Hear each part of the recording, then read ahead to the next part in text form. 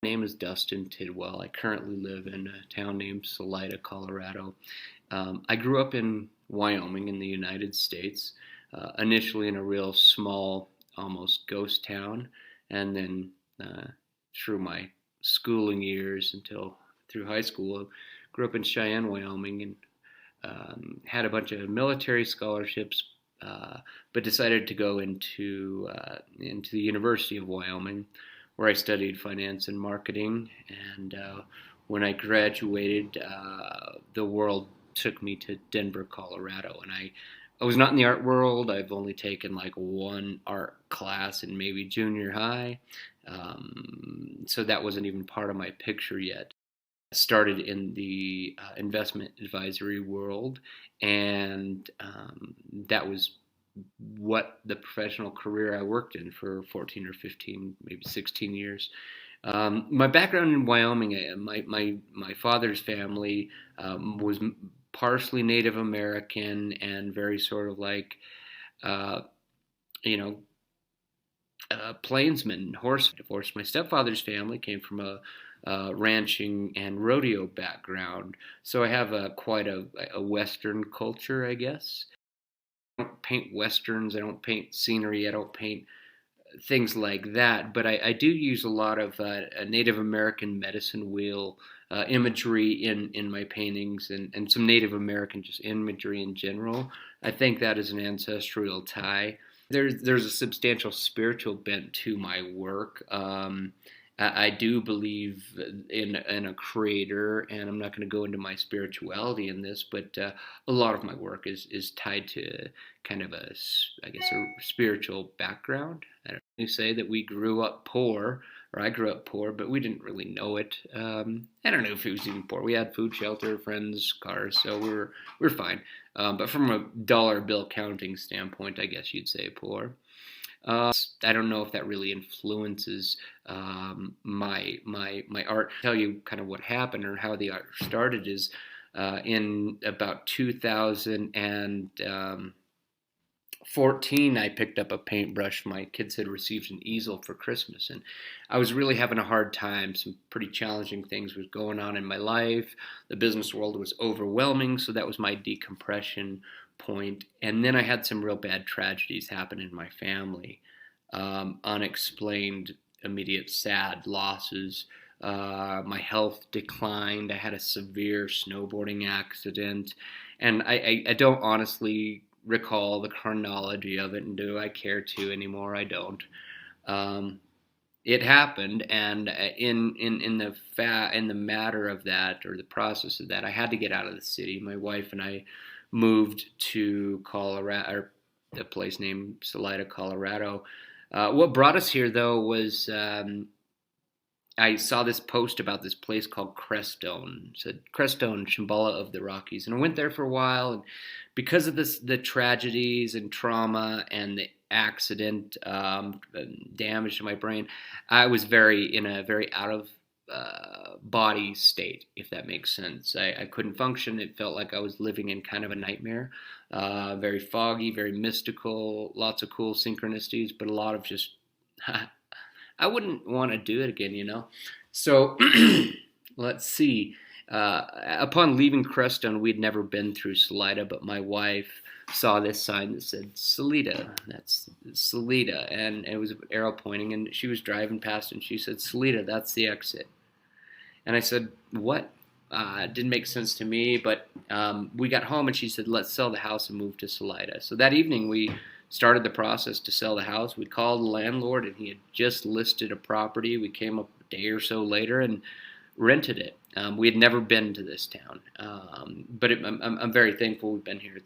It's a very small town with a lot of creative types, and it's not necessarily really tied to that whole, uh, I don't know, societal way that America has become. It's very unique. A lot of eccentric people around. So, and also, I think one of the major things that happened to me along the way, two of them, was the business I had built for 15 years quickly vanished in my time of ailment, and basically took my income from me. So yeah, that I had to deal with. Um, I had to learn acceptance, but that took a long time, and it took a lot of work through the paintings to find acceptance. Some people taught me about sacred geometry and the energy or emotions that colors can convey or bring about. So I started using those tools in my work. I started using sacred geometry and Native American medicine wheel and mantra, or kind of like praying at the canvas. I know that may sound weird to some. I don't really care. But allowing kind of the creator or God or something higher, better, more peaceful that I was feeling to channel through me. So, and I would say that is my biggest influences. I would say that the events were my influences. I don't even call myself an artist now. I do a radio show on the air that I've been doing for 6 years, which is kind of my hour a week of connecting with people, and I interview artists and musicians and talk about their journey and a lot of the questions you're asking me.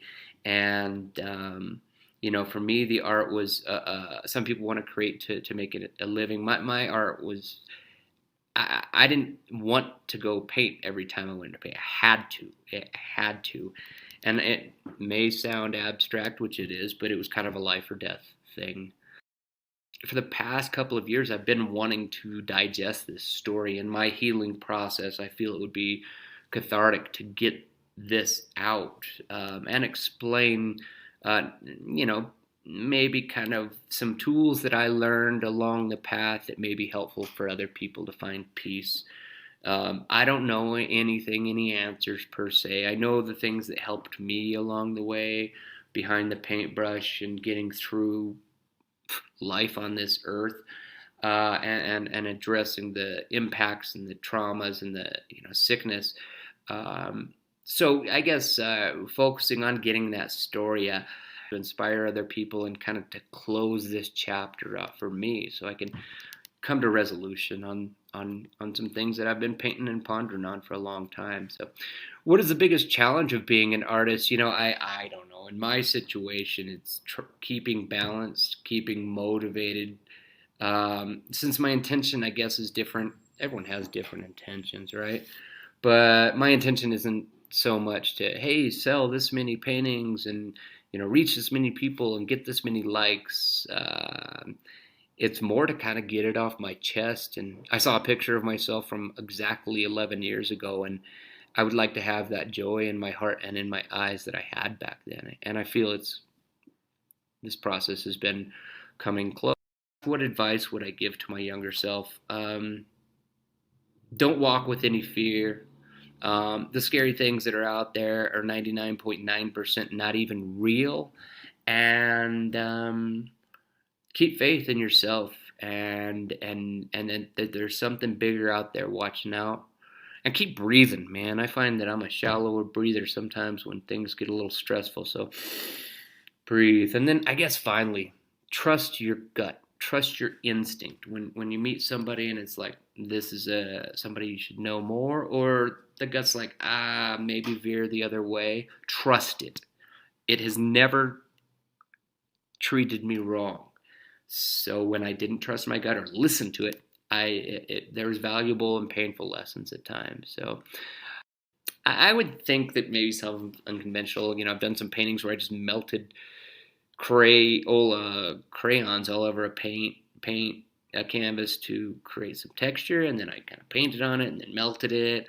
Sometimes I've lit canvases, poured some lighter fluid on them to light them on fire to melt some of the canvas. I had some paintings that I was done processing. I didn't like the image. I didn't want to see the image, but it represented that emotion. And I would, at sunrise, I would take them to this fire area, this fire pit up on the mountain, and I'd burn them. And I would send them, kind of my way of dismissing that energy, that emotion, allowing the healing to come through. I use sacred geometry in a lot of my paintings. It's kind of a background. So I'll start a canvas, and just draw sacred geometry, circular sacred geometry, flower of life sort of stuff. And that kind of pulls me into a present state. I use some techniques with how I paint that geometry, whether I'm going clockwise with the circles or counterclockwise. I meditate to find presence. So when I find that I'm concerned about the future, that's a fear.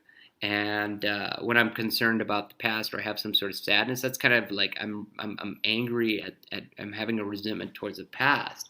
But I can't do that when I'm in the now. So doing that sacred geometry, if I'm concerned about something in the future, I tend to draw the circles clockwise and counterclockwise if I'm thinking about something historical. I don't know why it works. I don't. I know it works for me. So that's cool. And I've been sitting in silence or not really needing to have something tickling my brain and entertaining me. But I do often use books on tape or listening to a podcast. I like to listen to harmonic tones.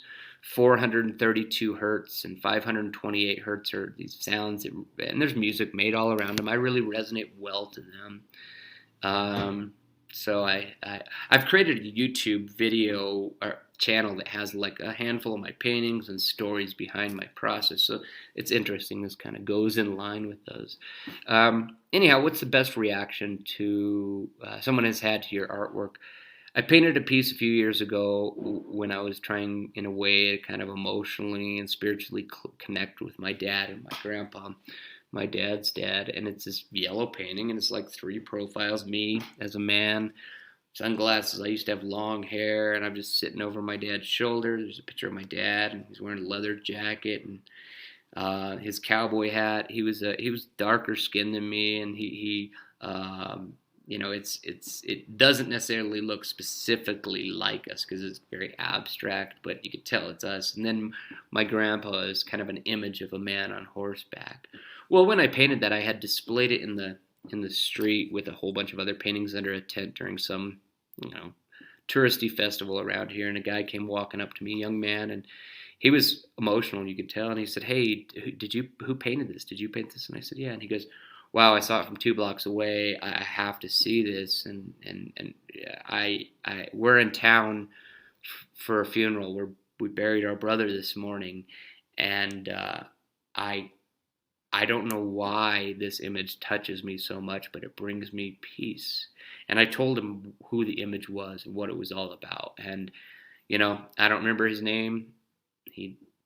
But we shared a handshake and a hug and a genuine fellowship with like some dudes who've been through some pain, and that was probably the most profound, best. I don't know best, but like I felt it. My art made an impact. So, what do I hope people take away from my art? Inspiration. I want them to say, "Hey, if this dude could get over that shit and can create this stuff, then I can too." It's not so much people going, "Ooh, wow, look at what that guy did. Look at what Dustin did." Because honestly, it more like came through me than came from me, if that makes sense. I would like other people. So often, I think people fall upon the news and the fear and a bunch of pills to make their pains go away. And I do believe that the healer is inside of us. So I'd like to inspire other people to channel that internal healer because it's dope. It's awesome. It works really well. And I find sometimes I can't figure out after I'm happy for a couple of days in a row, and then I start to get agitated. It's like, what's going on? What do I got to do? And my fallback now is breathe, meditate, throw a prayer out there, and paint. And it works for me.